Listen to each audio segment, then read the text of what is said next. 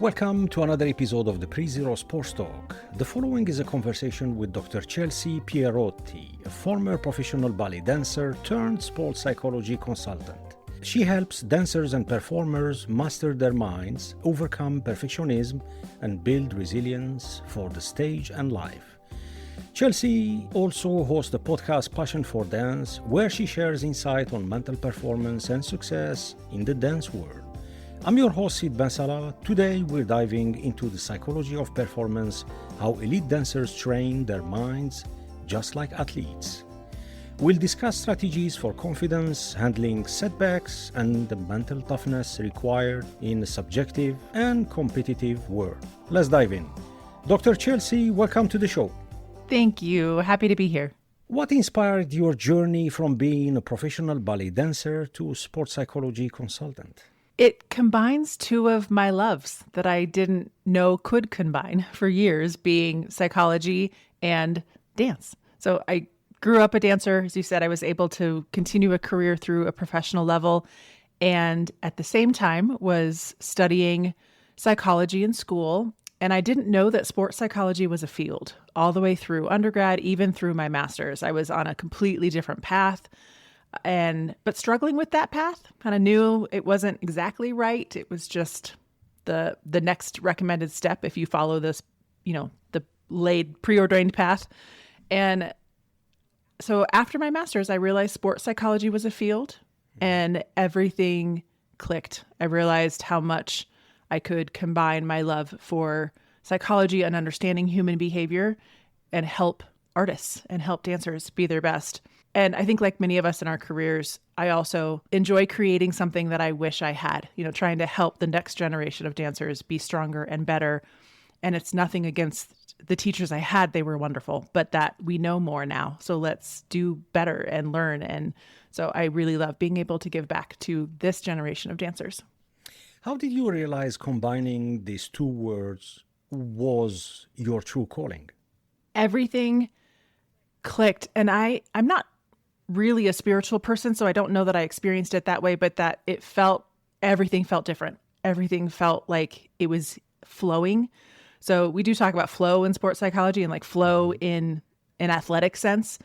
And it felt similar to that, where the ability to think through problems and strategize and come up with ideas, and even on the academic side, reading research, investigating and learning about it just flows. Everything was, the challenge was fun, just like an athletic flow. So I think that, internal recognition for me that like I could read about this and study this and talk about it all day. I'm like, okay, that's what it needs to be. Just the way sport used to feel, where you can train all day and even the hard part feels worth it. I'm very familiar with the mental training when it comes to elite athletes, but I need to be honest with you, I have no clue if dancers, they go on the same, or let's say, my main question is, how do mental training techniques for dancers compare to what we are used to with traditional athletes? I appreciate the question. And most people are not familiar. And that's why I love being able to talk about it like this. And at its core, it's the same. And there are subtle differences, but it truly is the same. It is still about pursuing athletic excellence.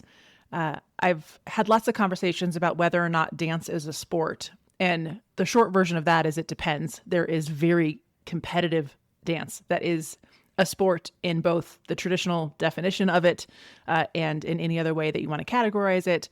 But there's times when it's not a sport and it is pure art. But either way, whether it's a sport or an art, dancers are athletes. And so from a mental perspective, that athletic training is the same. And they come across the same, challenges with confidence and, negative self-talk. They come across, those challenges of perfectionism and self-doubt, just as any athlete might, no matter the level. So even from, young children trying to learn it all the way through the professional level, it's very similar. The subtleties that are different is that dance, when it is competitive or when you're performing and you're kind of auditioning, you are at the mercy of another person's opinion. It is judged. It is subjective. But there are other sports where that is also true. So other more aesthetic sports, things like ice skating and diving, you can feel like it was your absolute best performance, and yet someone else is giving you a score. And even the most well-trained judges trying to be unbiased, they're still a human. So from that that psychology place, being able to train for this level of outcome that is not in your control, no matter how much you've trained and prepared for it, that end result is someone else's choice. Yeah. What's the most overlooked aspect of mental performance training in dance? The most overlooked, I think it's actually just simply the fact that you can. And I think so many people feel like, oh, if I have these negative thoughts, that's just who I am, or I'm just an anxious person, and that it's just who you are, without recognizing just as you train your athletic skill, you can train your mental skill. And athletes are used to the hard work. We're used to it. Will take me months or years to master this skill, and I'm okay with that. But we don't apply the same kind of resilience to mental training. It's not going to come easy the first day you learn about it, but if you keep working it, it'll get there. So it's not one skill per se, but I think just the concept that you can train it and learn it. And if you want to be more confident, if you want to, change your mindset around your sport, that is very possible. Chelsea, in all the sports, we have a reference when we train athletes. It's either the watch, which is the timing, or the finishing line, or how much goals you have to score. What is the reference point, or let's say the target for dancers in terms of performance? And that's exactly the harder part, because for many dancers, the reference point is an audience or a judge's opinion. Mm-hmm. And I challenge them to take it more internal and decide, how do you feel about your performance, especially when it's being an art? But then how do you train? How do you prepare if you don't have a reference point in terms of, I'm here, I want to be there? Sure. And this is true for any sport. You can have the outcome goal. You can know, I want to win this championship. I want to rank in the top 5. It's still helpful to train with smaller goals in your control that are more about your training. So how many days a week do you want to show up? Do you want to put a certain amount of time into this kind of training? Do you want to make sure you're actively reflecting on your training every week? Like setting goals that will help you reach that end, but all of those goals are in your control. And so I say that to every athlete, but I think with dance, it becomes even more important because, to your point, there is no external reference for many dancers. So it's knowing if you want to have the best possible performance on stage, which is a little more subjective and wishy-washy compared to you went faster than the person next to you. So if that's your reference, then your sense of accomplishment has to be more internal. I did everything I could to be prepared to have my best. And what is that? And breaking that down to be really specific about training goals, but also like recovery goals and, self-care and all of those that wrap up to make sure you are your best self when it's time to perform, because all that is in your control. And as a reference point for our audience, how much time, how much hours they put, let's say top dancers, a week to be at the peak? Sure. I think it depends on the age and what you're talking about. So if there are dancers who are school age that are still in school, then I would say 25, 30. Some of the top dancers will spend, if they're still in full-time school. Many at that top level of school age are homeschooled, just like you see in other elite sports, that you kind of remove the traditional schooling so that you can get to the training and spend more time there. For dancers who are, over 18 or have moved to LA or New York, who are trying to have kind of that full-time position, then it's full-time. It's that training like you would, it's a full job. Yeah. And I think my time as a professional, it's the same hours, 40-hour a week kind of traditional job, many times more. So for example, a ballet company might have one night a week that's dark, or like one night a week where there is no show. So you are performing the show the other 6 nights, but during the day, you're still in classes and then rehearsing either that show or the show that's next. So it's not just the show that you're doing. And I think that can be a misconception that you're like, oh, that's a 2-hour ballet. You just do that. It's like, no, There was a full, hour and a half class before that performance. There was a class in the morning. There was rehearsals for that performance, maybe the one that's coming next. So it's a full-time job, if not more. Yeah. Can you share a story or two of a dancer who experienced a breakthrough because of mental skills coaching? Oh, sure. So let me think of a specific one. I was talking with a dancer in high school, so young high school, probably around 14, who was struggling with that sense of never being good enough, never being the strongest. She was on a team and, made the team, but didn't feel like she could perform at the level of everybody else and was getting left behind. Mm-hmm. And so confidence was shaken and would get so nervous when it was time to perform that she often would make a big mistake. So we talked through some of what I was just saying about that reference of like success on stage can't be that you were perfect. And for many dancers, that's, especially young dancers, like I have to be perfect. Mm-hmm. And that pressure to be perfect gets in the way. It inevitably makes it worse. And so instead we kind of focus the training on, you won't be perfect. That's okay. What happens when you're not? And so it's training for, you make one small mistake or, you lose your balance just a hair and a judge may not even see it, but you feel it. How do you come back to the moment immediately? Dance doesn't get a restart. There's not a pause before the next play. There's no time for recomposure. You have to fix it immediately in the moment. And so it's rather than training to be perfect, we worked on the mindset of training to handle the unknown, training to handle when things are not exactly perfect so that your confidence is not about your ability to be perfect, but your confidence is I can handle whatever happens on stage. Mm-hmm. And that was able to be a big shift for her. And I think she's had a really successful season. Yeah. I believe dance is often about striving for perfection. How do you help performers manage all the amount of pressure they deal with? Sure. That pressure, at first I talked to them about where it's coming from. And for some dancers, it's from parents, teachers, directors. For many dancers, it's personal. It's their own pressure. And trying to dig into why, and again, like what would you have to perform to feel like it was a success, right? Like just trying to nail down for them, like if you had a perfect performance, what would that look like? And then usually by talking through that, they realize that that's a ridiculous goal. It's not quite, this idea of whatever that perfectionist value is not quite there.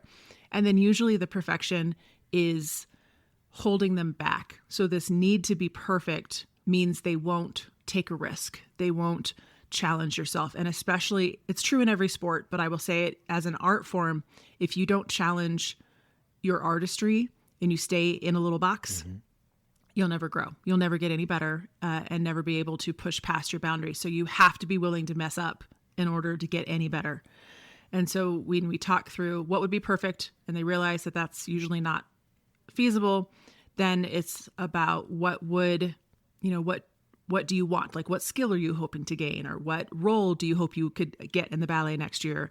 What company do you want to be with? And then breaking down from there, okay, if you don't have that skill set yet, what does this training look like? And like the training is going to be messy, and that messy is good and normal. And for many of you that may be familiar with that kind of growth mindset idea of like that we can't be perfect. And so rather than being scared of that or holding back, mm-hmm. deciding to say, okay, what did I learn from this? I could get better. This is just information. What's next? And changing that focus of training. Yeah. What kind of mental exercises can dancers use to build confidence before, let's say, a big performance? Yeah. So with building confidence, I always tell dancers that confidence comes from doing hard things, from being a little uncomfortable mm-hmm. and learning that you can handle it. And a lot of athletes will say like, oh, I'll be confident when I'm first, or I'll be confident when I beat this person. I'll be confident when I achieve this time. But then you're waiting for confidence to happen. And that's not really how it works. You have to build it and train it. And so instead training for doing things that are a little uncomfortable. So we'll talk about that. Like if you're taking class today, what is a challenge that makes you a little nervous, but you can go for it and you can try it, and just continually pushing that challenge and learning that you can handle that and learning that you're okay and you will continue to grow. And that confidence comes from that, doing that repetitively all the time. And then there's other things about like when you're backstage and you're about to perform that are more like breathing techniques, mindfulness, stuff like that. That's more like in the moment before you take the stage that can also be really powerful. And backstage, especially on that prior the curtain drop, is it individual for each dancer to, let's say, to get themselves ready, for example, listening to music, stretching, warming up, or chit-chatting with other dancers? Is it purely individual, or it's kind of, I don't know if I will use the word team, a teamwork, like chit-chatting, talking, helping each other, stretching, warming up? Yeah, I work with a lot of teams, both usually high school and college, kind of school age, or studios or teams as well. And it's a little bit of both. And so it's actually pretty common for people to try to make it all team and say like, we're unified and we're ready and everything is about the team. And I encourage them to pull back from that a little bit and actually allow for more individual time, because every athlete has their own, we call it arousal regulation, but like where your body needs to be your best. And every athlete has their own level of what they need. And so helping everyone on the team identify, if you pretend that that's on a number line and, do you need to be at a 90 or 100 where everything is like amped and excited and you're really pumped up and you're loud, or do you need to be at a 20 and you're very zen and calm and maybe, not as engaged with your teammates? And so for each dancer to know, where do you need to be? And then you can control that. So when you are backstage, do you need loud pump up music and your friends and high fives and jumping jacks? Or do you need, instrumental music facing a dark corner, taking deep breaths or something in between, and making sure that you can control your own body. So you're your best before you take the stage. And so I think the team stuff is great. And then you have to allow for that personal regulation before curtain drop. And is there time in that moment, Dr. Chelsea, for visualization? Let's say some of the dancers, they are, put it this way, in a bubble in their world, trying to go through the various sequences. Yeah, absolutely. Visualization is helpful. It's helpful in training. It's helpful in learning skills. And it's really helpful for choreography. So for a dancer to visualize whatever work is coming up next can be very helpful for them. I know many dancers have that as part of their like pre-performance ritual, that they will close their eyes and walk through it a few times, or especially if there have been recent changes to the choreography. So if it's something that like you're trying to override some muscle memory, so reviewing changes that happened maybe that morning to make sure that you're ready to perform. But I think that visualization is a very good like centering tool and reviewing and making sure you're ready. It also has the emotional component. So that's the part that's different for dancers compared to a lot of other athletes. We don't want to like suppress any emotion. It is often our job to express a very specific emotion. And if it is a more challenging one, either because it's a darker emotion, or maybe you're not in a good mood and it's a really happy emotion, if it's just not how you're feeling at the moment, part of your pre-performance ritual has to be getting in the right space to be that, either a character or to just embody that emotion that movement is asking for.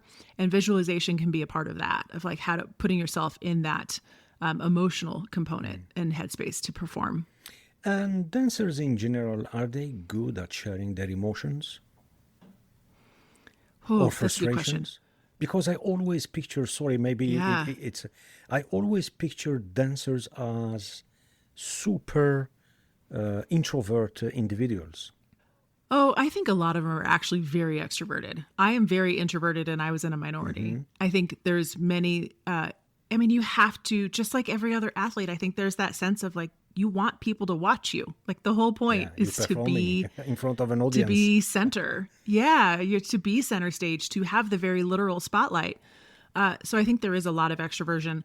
But I think that's different than sharing emotions. And I think dancers are very good at projecting emotion. And as far as like performing and making you feel something, right? Like a good dancer is going to make the audience feel something and have that connection. But as far as expressing their own emotions, not always. I think those are different skills. Must be hard for you. Being able to understand. Yeah, being able to understand, like, how do I actually feel right now versus, we are trained to like shut off what I'm doing and perform what needs to, the show must go on is a saying for a reason, that it doesn't matter how you're feeling, you're going to perform it on stage. Not always a healthy approach, but I think that's more normal. Yeah. Have you dealt with a performer whose confidence was completely shattered?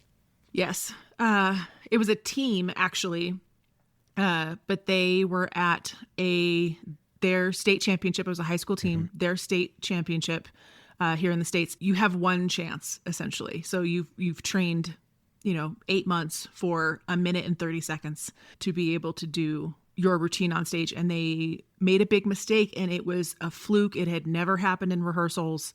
It was just, it was a fluke mistake.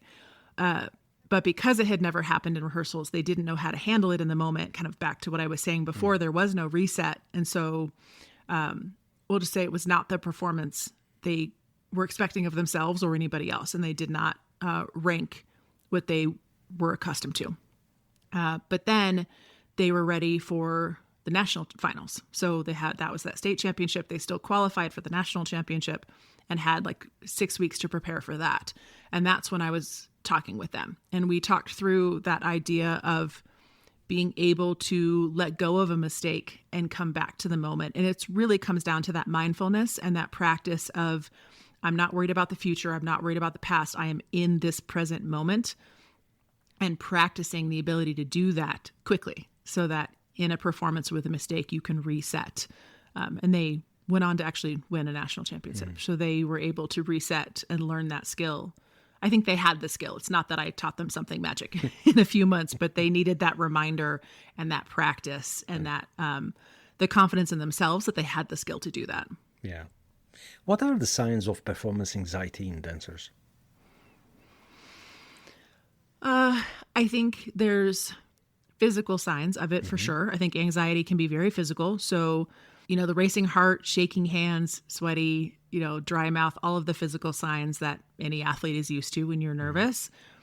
And then there's the cognitive signs of the thoughts. Yeah. Usually those are the what ifs. What if I fall? What if I mess up? What if I, all of those racing negative thoughts. And so for many dancers, it's both. Some will have one or the other, and it's recognizing like when you're nervous, what do you tend to do? But for many, it's both. It's your thoughts and your body. And so recognizing what does it look like for you, and then intentionally trying to calm that back down, whether that's breathing, reframing your thoughts, being just, again, taking control of it and not deciding like, well, I'm just anxious. Here we go. Cross my fingers. But like, no, you can do something about that. You can bring your body back down to a good, to a comfortable place where, and again, you're still an athlete. You still often need to be, physiologically really pumped up and ready, right? You can't like come out of bed. You're not going to do it with, being half asleep, right? Like you have to be amped up and excited. So it's modulating that and finding that perfect line for you and knowing that you can, but both physical and mental. Yeah. Let's shift and talk about burnout. What causes burnout among high-performing dancers? It's physical overtraining with no recovery. And then I think that perfectionism and that sense of, accomplishment that's only something that's years out, right? So when a dancer is like, I want to be on Broadway, but maybe they're 12. And so that goal is years away. There are 12-year-olds on Broadway, but maybe for that dancer, right, that's something that they are looking for, and it is years from now. And so they only sense accomplishment that's years away. They're not recognizing, right, like what got better in the last week, what got better in the last 6 months. And so without recognizing that, it can feel very monotonous that you get up and you do the same training and you do it again and again. And, in like that, the ballet world, the most basic skills that you learn, I call it baby ballet, like that you learn when you're 3, you do the exact same skills at the bar in class for a professional audition. So it can get boring if you're not careful, honestly. Yeah. And like, yes, the artistry of it allows for so much more, but the training is hard and very physically demanding. And so if the outcome is too far away and or the physical training has no recovery. So not caring for your body with proper recovery so that you are able to train well and train carefully. And, burnout usually starts with injuries. It starts with physical injuries. And then that frustration around it. And then the third piece I would say is burnout happens when a dancer that is your whole identity. When I am a dancer and that's all I am. And it becomes consuming. And then you don't have any sense of self outside of that. And again, true for every athlete. If you don't have an identity outside of your sport, you get all consumed by it. And it's hard to have that distance of like, oh, I'm still a sister, a mother, a friend. I'm still someone who likes to cook. I'm still someone who likes to read. Like just having other things that you enjoy doing and pursuing that bring you joy outside of your sport. Yeah. How can dancers strike a balance between dedication and self-care? Oh, I love that question. Strike a balance, recognizing that there is a balance. But then also I think we try to approach the balance as a 50-50, or like if you imagine the scales of like actually being even all the time, and they're not. And so it's more both recognizing that there are seasons to that, that you may have more intense of that disciplined training happening and then a break, allowing for true rest and making sure that happens, but not getting too far into like super intense training for long periods of time and then I'll take a week off. And like that doesn't really work. It has to be more, within a day or within a week, especially. And a lot of dancers, especially say you're in competition season at a studio. So you have like 4 months of competing almost every weekend. You have, a ballet that might be running for a few months and you're like, oh, I'll rest when this is over. It's like, that doesn't work. Finding ways to bring the rest as like a part of it. And I like that you actually said discipline and rest, because I think rest takes discipline. It takes intentional time to say, I'm going to put this aside. I'm going to care for my body in this way. I'm going to care for my relationships and my connections with other people and intentionally bringing that time in. And I think that takes discipline, because if we don't protect that time, it's so easy for your passion to come in. And it is a passion. And it's easy to let that overtake if you're not disciplined in how you care for yourself and your rest. Yeah. What steps can someone take when they feel completely drained and unmotivated? Pause and rest. Usually you're too far past burnout. So actually pause. But then I encourage internal reflection and taking time to go inward. And that can be just go on a walk and think. It can be writing something out in a journal. It's thinking about why you set this goal, why you set this, path in front of you. Why are you in a career that is, training this much? Or if you're in high school and you're like, why am I trying to do both? And, there was a reason that this started in the first place, and there's a good chance you lost it. And being able to redirect back to what does bring me joy in this and finding those moments again. So it's reflecting and finding the joy. And then I think the time to also recognize small wins, like what has been going well. Because often when we're feeling unmotivated, we feel like, I'm not getting any better. Nothing is changing. I haven't, reached that goal. I just, it's not worth it. And so being able to pause and notice, like, that's probably not entirely true. Like something's gotten better. What are you working on? And especially the more advanced you get, the like time to learn a skill is extended, right? When it's not something a 6-year-old might learn a skill in a day. A professional at an elite level skill is not going to happen in a day. It could be years. So being able to look at the small wins. And I think to this generations of dancers, and I keep saying it, any athlete, they're used to being on film and they film everything. So taking that as a good thing of like, let's go back and look at rehearsal film from 6 months ago. And be like, oh, wow, it actually is a lot better. Okay. And trying to notice, look at the evidence in front of you. That stuff really has improved, that even if you aren't feeling it. It's funny, while you were talking, I'm trying to remember, and you spoke earlier about 3 years old. When it comes to youngsters, and we know that training, trying to do your best, learning and performing skills, let's say on a weekly basis, sometimes on a daily basis. But with the youngsters, when it comes to parents, do coaches or instructors draw a line? Because I must say, quite often for the little ones, sometimes it gets overwhelming, you know? They put pressure on themselves, which is normal, which is natural, because they want to improve, they want to learn, they want to train, etc., etc. We spoke earlier about what kind of references in terms of improving and doing better. But when you have constantly your parents behind, what's the relationship between the dance club or coach and the parents? Yeah. Overbearing sport parents are a problem in every sport. And it is no different in dance. And, they make whole TV shows about crazy dance moms. And it's so detrimental to the child. It's, most of them will burn out and quit before they've reached their peak, right? That is not sustainable from a young age. And kind of what I was saying about identity is it's teaching the child, usually when it's the crazy dance parent, that, I like the attention and affection is wrapped up in your success as a dancer. And to a 6-year-old, I get praise and love when I win.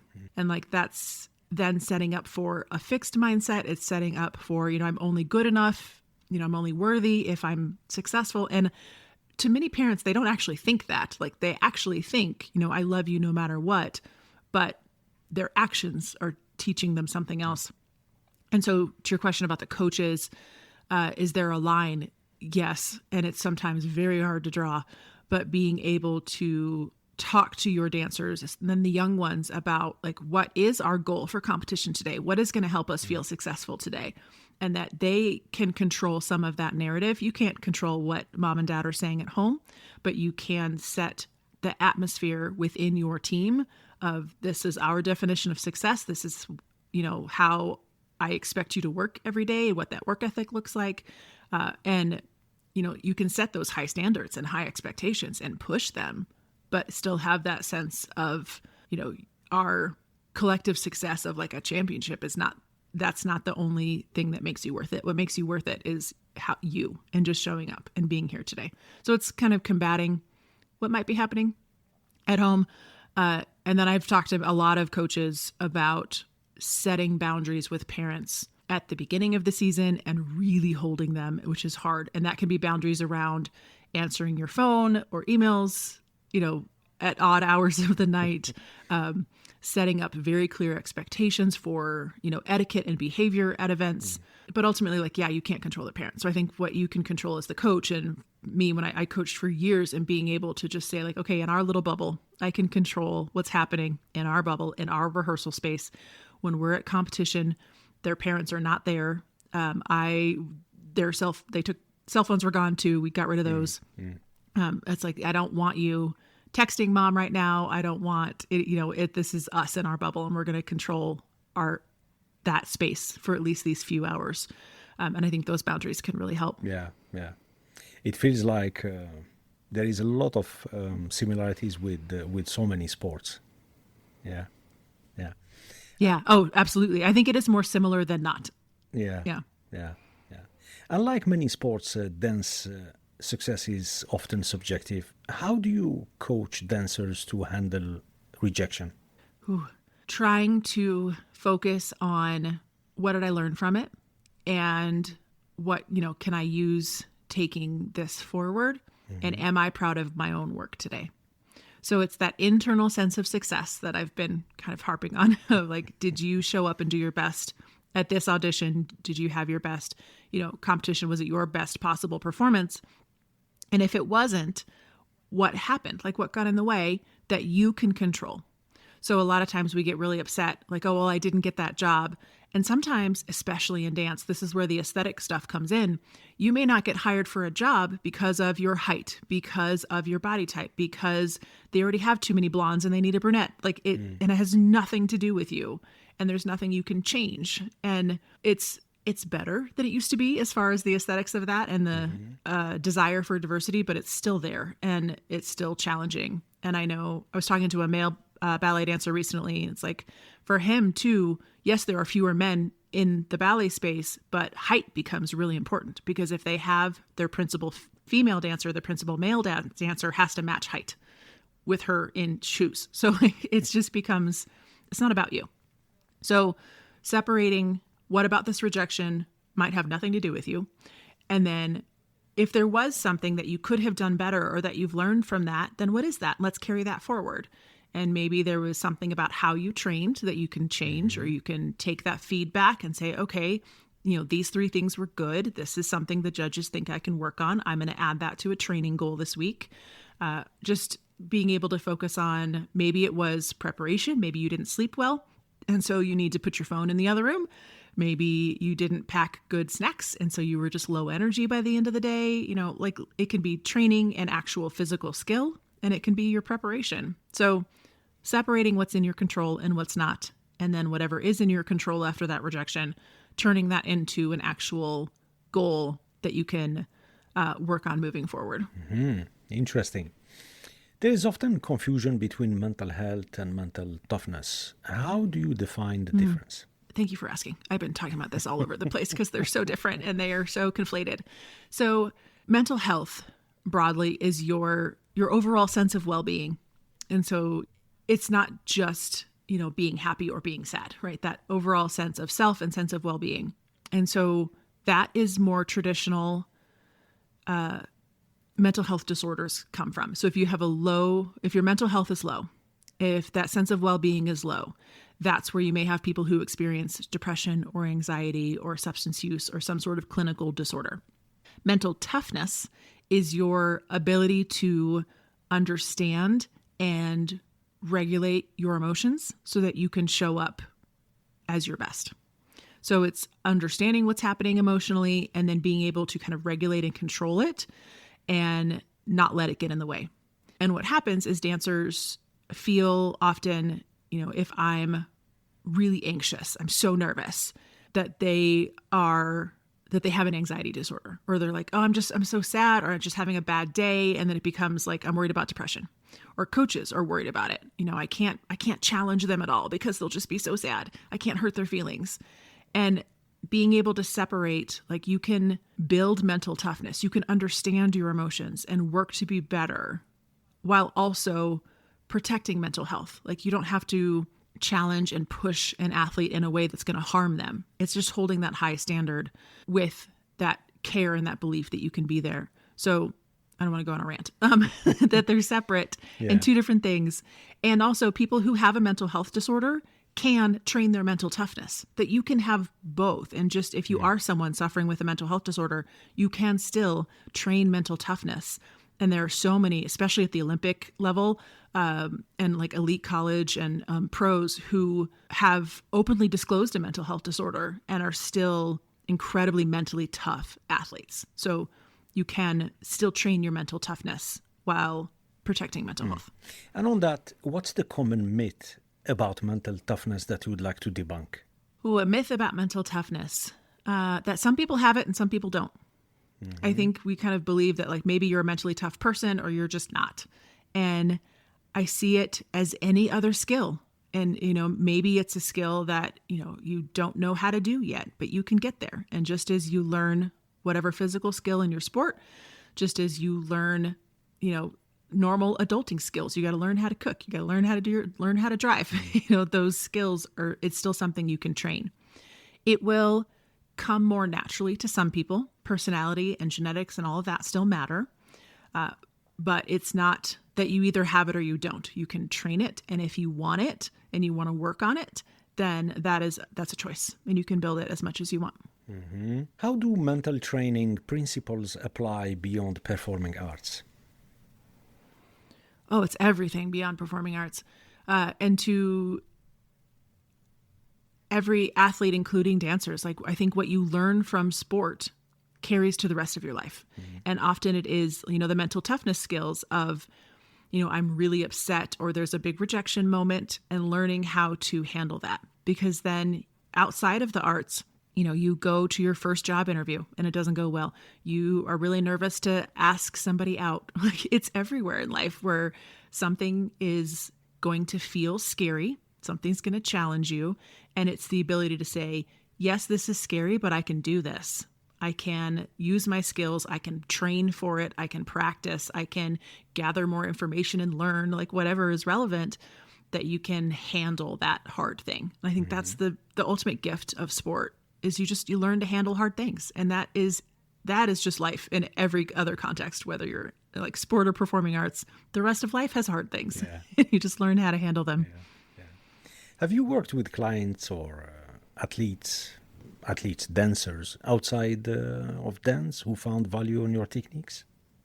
I personally haven't a whole lot out of choice. So I've had some invitations to work with other athletes and just my own practice and how much time I have. I haven't done much outside of dance.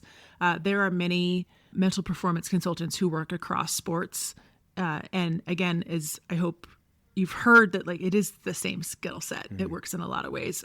The only exception is I worked with some artistic swimmers, Okay. And that was really, really fun for me to be able to talk to them. And I think they found a lot of value and kind of, it's the same idea. It's the choreography and the training and the teamwork involved.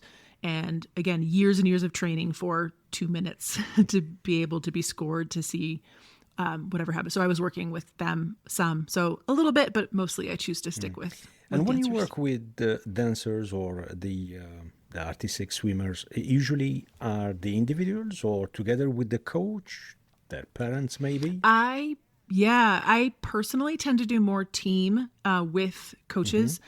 Some of my favorites is if I go to a studio and I have a session with all of the dancers and the coaches are there. And then I stay and the next hour I talk to all the parents. And, being able to talk to the parents about this is what we did, this is what we said, this is what's come up. Again, to your point, well-meaning parents are often making things worse. So, if I talk to the dancers about, what's getting in the way of you performing well, like mentally and physically, what's getting in the way of you having your best performance? And inevitably comparison comes up. And parents feed into that of like, well, why is she in front and you're not? Or, oh, you're against that same dancer again this year. Like, let's, you're going to beat her. And I think they think they're being encouraging.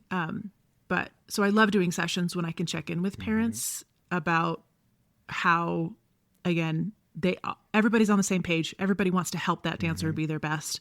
So being able to bring them into the conversation really helps.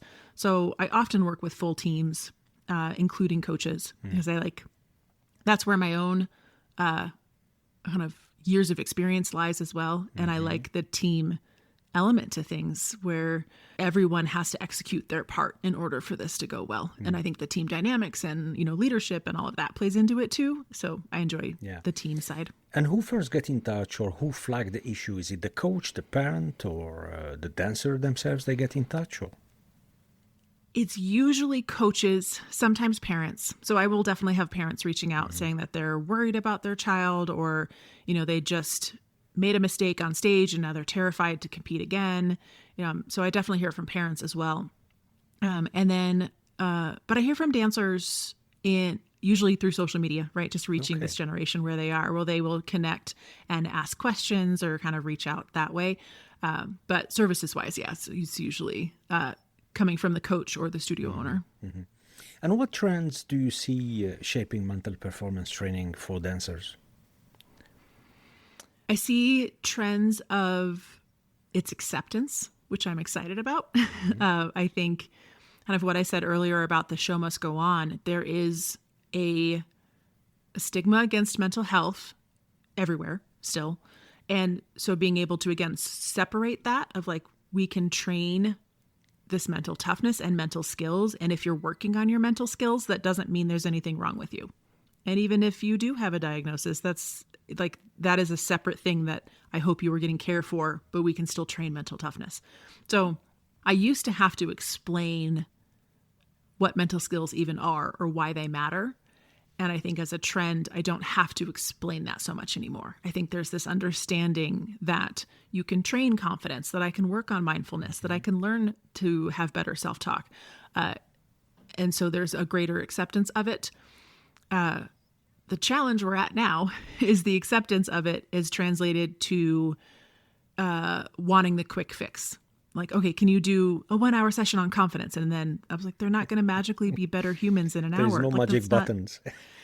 No, and it usually, if then I orient it just like physical training. I'm like, if you brought in a brand new skill and had an expert come in for an hour to teach it, would they have it mastered? They're like, oh, well, no. I'm like, but you'd have the foundation and you can continue to work it. And like, it's the same setup.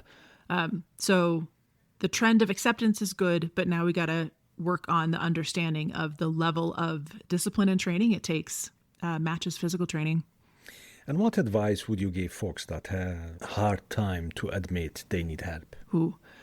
I usually will ask them something about their own personal values, what matters to them, and outside of their sport, just kind of broadly as a person, what's important to you, and then being able to think about like, okay, what actions and thoughts help you live in those values, helps you be that person, and what gets in the way. And so often when you highlight that, there's at least that sense of, okay, well, I want to be someone who is, reliable, who is disciplined, who always shows up to training every day, who always gives my best. It's like, but what gets in the way? Well, sometimes I'm not very motivated, or sometimes I'm down on myself after yesterday's training and I don't want to go. And so kind of highlighting for everybody, there's a gap between this ideal value of who you want to be and what's happening. And so highlighting that there's a gap there. And if you're open to it, this training could help. Yeah. Great. Now it's time for our lightning round. Okay. Let's do it. Okay. Tea or coffee? Oh, coffee. Lots and lots of coffee. You need caffeine to function. Yes. A book that changed your life? Oh gosh, there are a lot. I'm an avid reader, so that's a really hard question. Mm-hmm. I think early coaching days, reading kind of traditional coaching biographies. Mm-hmm. So John Wooden is kind of the classic Coach John Wooden. Coach John Pyramid, Wooden. I read the Pyramid of Success. The Pyramid. I read his work when I didn't yet know sports psychology was a field. I was just a really young coach. I started coaching a high school team when I was 20. That was a terrible idea, but somebody decided that I could do that. Mm-hmm. And I think because of how old I was and what I was trying to learn, his work really shaped how I approach coaching before I realized that there was, this whole field. And with him, it was also Pat Summitt's book, who's a female basketball coach from the University of Tennessee. And her work, similarly, both of their books changed my view of coaching, which led me to sports psychology as a field. So I think if I think about the trajectory of my life, that shifted it. Interesting. You should get the book of John Vallely. He played back then at UCLA under coach John Wooden. And last November, he launched the book called The Pyramid Principle. Okay. I will definitely check that out. Thank you. It's a nice book. It's really, really nice. I was fortunate to have John Vallely on the show last November. Mm-hmm. It was episode 26. Quite emotional discussion. Yeah. So when you have time, wonderful. Listen to that episode. I absolutely will. Thank you. You're welcome. What's your favorite pre-performance ritual? Me personally? Let's see. I am one who always had to be a lot more calm and quiet. Mm-hmm. Maybe that's back to the introverted person. So I would excuse myself from the chaos a lot of times, from people talking, and I would be alone. And I have a series of like 4 or 5 stretches. And again, my body is warm and I'm ready. Mm-hmm. It just feels nice that there's these series of about 4 stretches that I would take a few deep breaths and do those same stretches right before going on. That was my kind of centering moment. Mm-hmm. Dream travel destination? Oh, anywhere in Italy. I've been to parts of it, but I think I have that family heritage there and just love the country. So anywhere in Italy. Yeah. And what do you love about Italy? Beside of the weather, beside of the... it's like the weather, the wine, the history. The people. They're so kind and wonderful everywhere.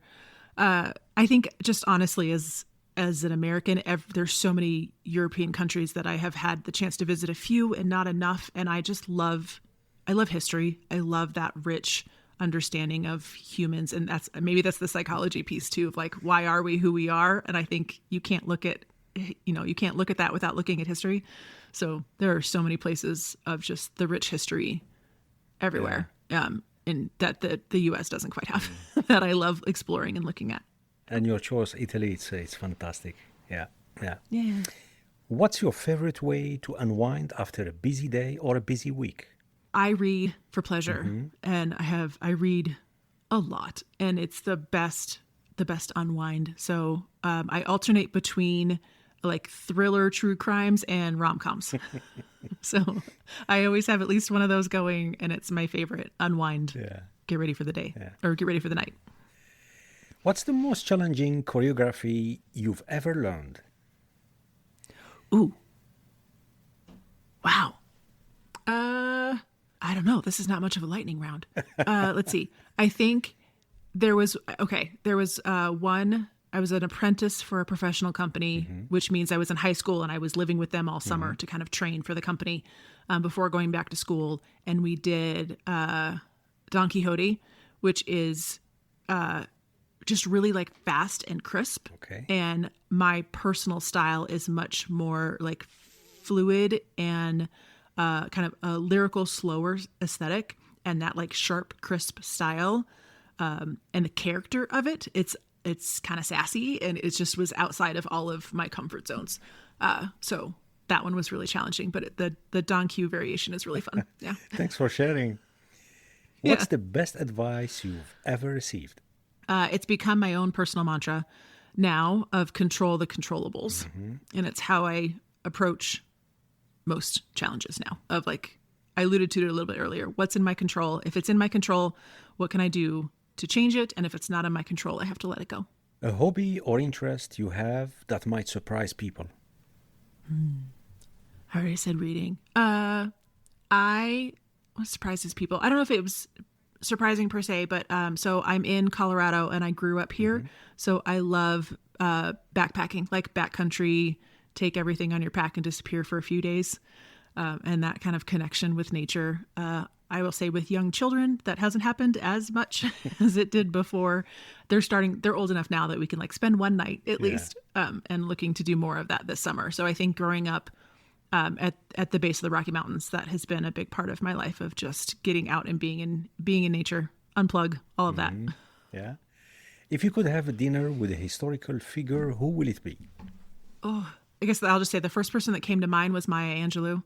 I think some of her writing has been very influential to me in my focus as a coach, as a leader, as a mother. I look to her work often. So, yeah. What song instantly puts you in a good mood? 90s pop. That's just who I That's silly. I just grew up like anything that has a really good dance beat. So sometimes that's more hip hop, sometimes it's pop, sometimes it's just that groove. I don't have a specific song. Not as musical as you might expect for someone who's a dancer. Like I don't listen to it often, honestly. Okay. I listen to podcasts or read. But anything with a good dance beat will put me in a good mood. Great. And finally, piece of advice to our listeners on any topic. Let's see. I think I'll circle back to that values conversation, that if you have never spent time to reflect on your values, no matter how old you are, it's always a good practice. And if you have, come back to them, because your values will change in your life. And I think sometimes we get stuck in what we thought were our values at one phase of life and haven't given a chance to circle back to it, to see where you're at now. So take time to consider your personal values so that you can align your work and your free time and align your life around those. Fantastic. Dr. Chelsea Pierotti, thank you so much for joining us today. It's been an absolute Thank you pleasure. So much for having me. Yeah, it was really fun. Thank you. And before we wrap up, can you just tell our listeners where they can contact you, learn more about your work, or just connect online? Sure. So if you are in the performing arts space at all, my podcast is Passion for Dance. Otherwise, I'm on Instagram, dr.chelsea.pierotti. Fantastic. And to our listeners, I want to close with a quote from Viktor Frankl. When we are no longer able to change a situation, we are challenged to change ourselves. The mental strength you teach dancers is something we can all learn from. Thank you for listening. If you enjoyed this episode, don't forget to rate, review, and subscribe. And we have more for you. You can now watch our full episodes on YouTube and Spotify. Until next time, stay curious, stay inspired, and keep making an impact. Take care.